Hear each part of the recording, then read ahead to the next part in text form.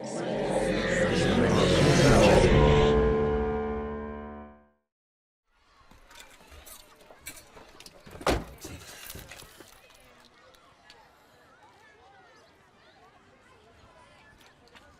Collins? Oh, hi. Hi. Sorry for showing up like this. I just had to ask about Tristan's test. Oh. A D. It's just he studied so hard. Right. Well, he can always come in for extra help or something. Right, but... So we are the book behind First Grade Headache. I am Jajube and Ella, the director. I'm Jacqueline, the writer, co-producer, and actor. I'm Aaron Heels, I was the guy eating chips.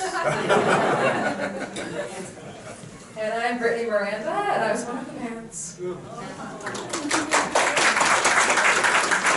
I'm just going to ask them the first question, and you guys can, I'll throw it to you guys. Let's ask you guys the same question. What simple question? What motivated you to make this film? I'm gonna let Jacqueline answer that. Ooh, you go first. Oh, okay, sure, never mind. So Jacqueline wrote it. That's what I was gonna let you answer it, but anyways. And it's a really fun script. What you saw is basically the exact script. I don't think we changed much. Some ad-libbing.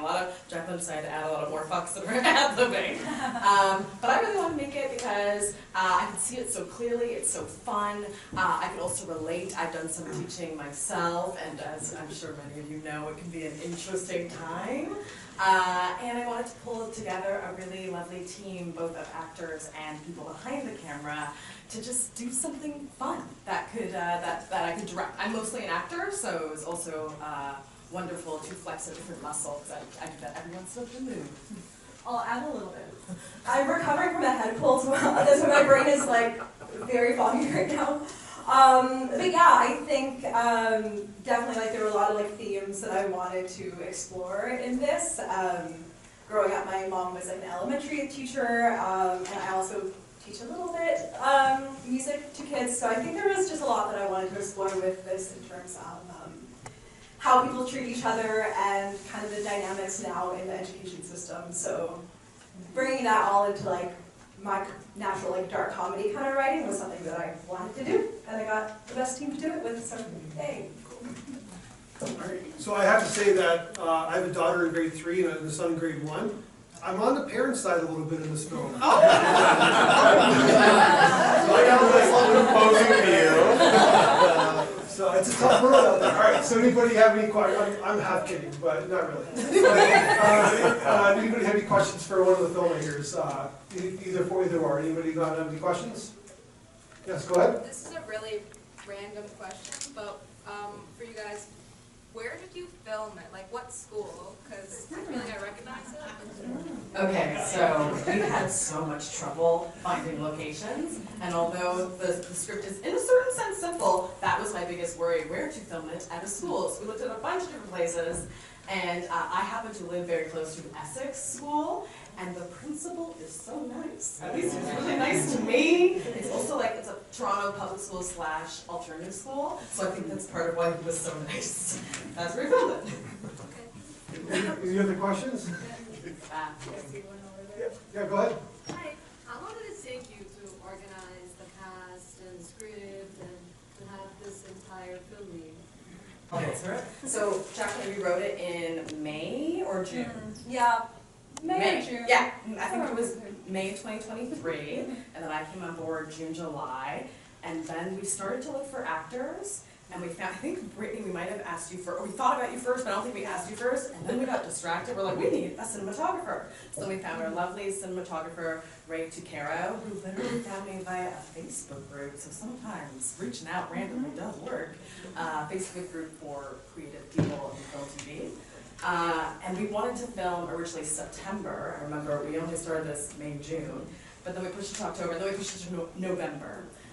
Took a while to secure the locations. We had a lot of locations fall through, a lot of ideas that didn't work out, and then finally we were like, we really need to lock down these actors. So I think we probably reached out to you guys like end of August, early September. Aaron, it took us a while to even like think of you, and then we're like, you're perfect, oh my goodness, I didn't think you were earlier. I get that a lot. Oh. We were also trying to work non-union, and we were struggling to find people who were still non-union. It was a really tricky balance where we're like, okay, this actor, oh, now they are union, or this actor, oh no, they're not available. So, and then we filmed November 2023, went into post. Some things took a bit of a while, sometimes because of people getting sick, and also like adding a little VFX, because we didn't actually ever hit Jacqueline with that basketball. That was all VFX. But we were fully finished, post and everything, I believe, June 2024. So yeah. About a year process. Yeah. Okay, go ahead. Just curious how you funded your films.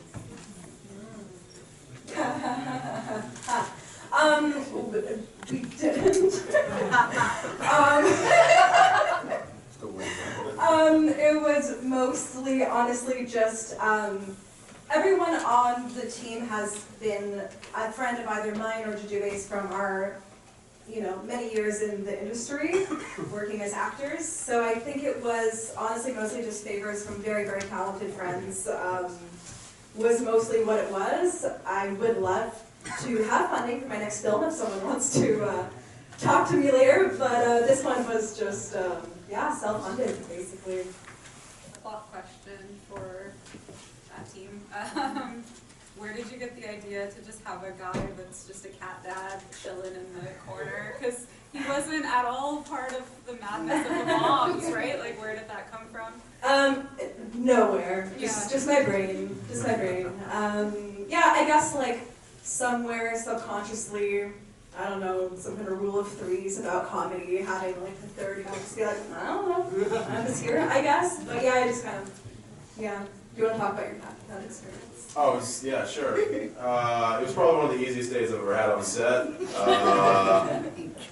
She hit me up, was like, you want to eat chips? And just be this guy for a day. And I was like, yeah, I got nothing to do. It seems like fun. She's a good friend. And I think as an actor, anytime I get on a set where I just get to eat and hang out is super awesome. It's just a good payday. So it was fun. Yeah, it was just an easy little thing. Is there a sequel for The Cat Revenge? Cat.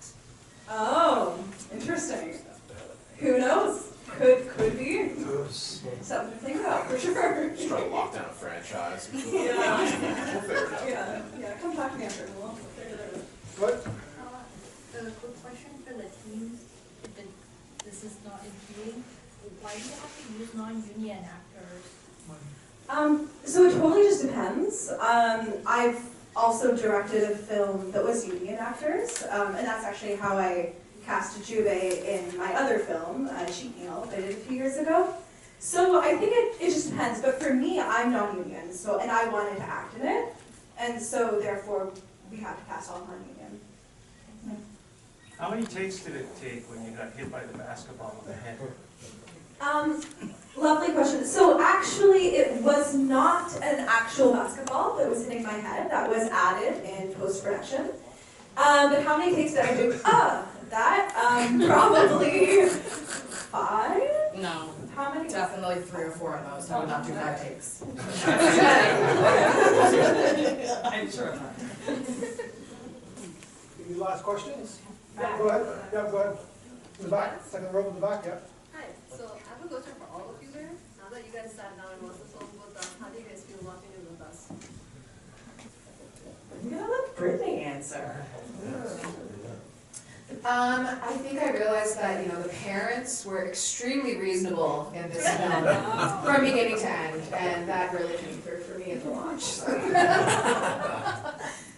Yeah, it's fun. Also, this was her first time seeing it, which was great.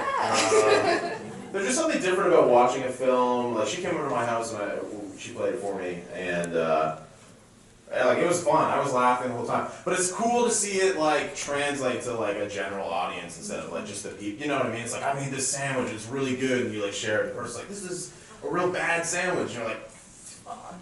Those are my favorite ingredients. I'm never cooking for you again. We're like, this is just fun, and everyone's like, yeah, this is sick. I love this. So it's just a fun little way to make it, and then I don't know. I guess the gratification is also people enjoying things that you're enjoying. It's a vulnerable moment. I do stand-up comedy, so it's a little similar. Where I'm I don't know if this is gonna work. But like, then everyone's on the same page, and you're like, holy cow, this is awesome. Like, people get it. Like, we're all kind of just sharing in a moment. It's magical. Yeah, it's very fun. Yeah, I agree. Yeah, definitely when you're making something and making it for kind of a while with post-production, I think Jajube and I kind of forgot if it was funny anymore. We were like, is this even good? Like, you know, so then finally getting to watch it with an audience, it's like, oh, fun, yeah, it's cool. Like the hits and all of these kinds of reactions is, you know, yeah, you feel it, and that's awesome, very exciting, yeah. Ditto. Other than Wild Sound and the screening, where else might you hope to have screenings of your films? Good question. So let's see. So we also were at the Toronto Shorts as well in August. And then all the feature stuff will be released soon. We do have an Instagram page for the company. It's called ajfilms.ca. So if you want to follow us, you can see all the updates on where we're going to show next. Do you have any advice for other independent filmmakers working in Canada? I would add, meet people, like meet fellow filmmakers, such as like how you're meeting us right now and going to other festivals and other events for filmmakers. And like I think I mentioned, like join Facebook groups. As I said, that's how the cinematographer, he reached out to me. Our makeup artist who's here, Diana, we found her through Facebook as well. So like, I know social media can be a little rough, but like it can also be very useful. So whether that's joining groups or following accounts of like different festivals and the like, making connections can make you feel less alone and also spark collaborations. Yeah, and just to add to that as well, just like make things. Even if you have like $10 to like maybe feed some people sandwiches or something, like just like make it, and then it'll probably be bad, and then you learn from that, and then you slowly keep getting better. And like even if I think like people don't make things because they like don't think they have the money or this or that or whatever, but like the restrictions of that is actually great, because then it makes you be so much more creative. Like, okay, how do I make this work on nothing? Makes you more creative than if you had everything in the world, then nothing cool or different or creative comes out of that. Can I add really quickly? Yes. This helped me a lot. People always spread there's so many grant programs.